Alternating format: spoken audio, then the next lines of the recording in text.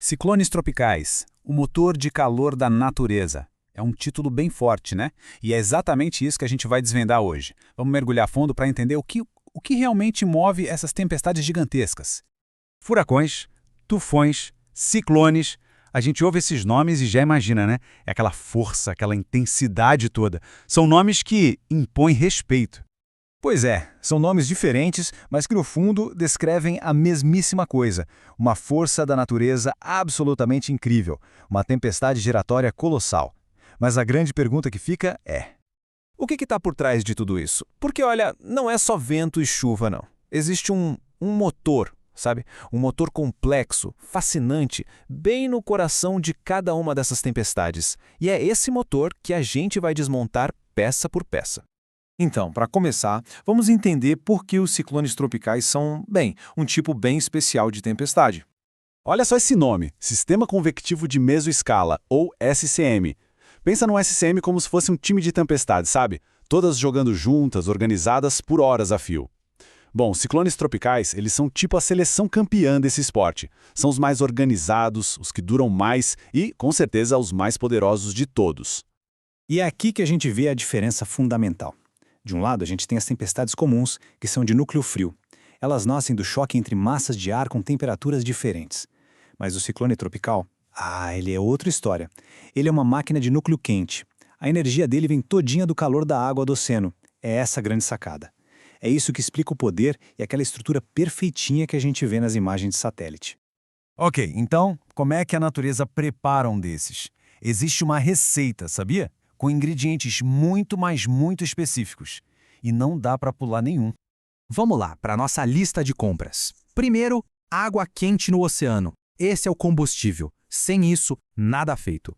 Segundo, o efeito de Coriolis, que é basicamente o empurrãozinho que a rotação da Terra dá para a coisa toda começar a girar. Terceiro, precisa de uma perturbação, uma semente de tempestade já existindo. Quarto, e isso aqui é super importante, baixo cisalhamento do vento. O que é isso? É quando o vento em diferentes altitudes está indo mais ou menos na mesma direção e velocidade. Se tiver muita diferença, o vento rasga a tempestade no meio antes dela se formar. E por último, claro, umidade no ar. E falando em água quente, esse aqui é o número mágico, 26,5 graus Celsius. Essa é a temperatura mínima que a água do oceano precisa ter. E não é só na superfície não, viu? Essa temperatura tem que descer até uns 50 metros de profundidade. É como se fosse o tanque de combustível, e ele precisa estar bem cheio. Beleza, os ingredientes estão na mesa. Agora a pergunta de $1 milhão. Como é que isso tudo se junta para ligar um motor que se alimenta sozinho? É aqui que a coisa fica boa. Conheçam o motor principal, o chamado mecanismo Wish. É um ciclo que se retroalimenta. Pensa comigo. O vento forte na superfície chacoalha ao mar, certo? Isso faz com que mais calor e umidade subam para o ar. Essa umidade sobe, se condensa e libera uma quantidade absurda de energia. Essa energia fortalece a tempestade, que gera o quê? Vento ainda mais forte na superfície. E o ciclo recomeça cada vez mais potente. É uma bola de neve.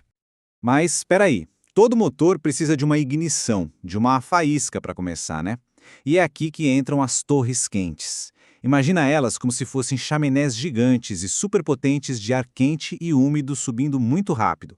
Cada uma dessas torres carrega um pouquinho de rotação para cima, e quando várias delas se juntam, se fundem, elas podem criar um vórtice maior. É o embrião do ciclone, é a faísca que liga o motor. Então a gente tem os ingredientes, a gente tem a faísca e a gente tem o motor principal. Como é que essas peças todas se encaixam? Qual é a ordem das coisas? Como a gente vai de um amontoado de nuvens para um furacão gigantesco? Pois é, a ciência moderna conseguiu montar esse quebra-cabeça. E o resultado é uma teoria unificada que mostra a jornada completa.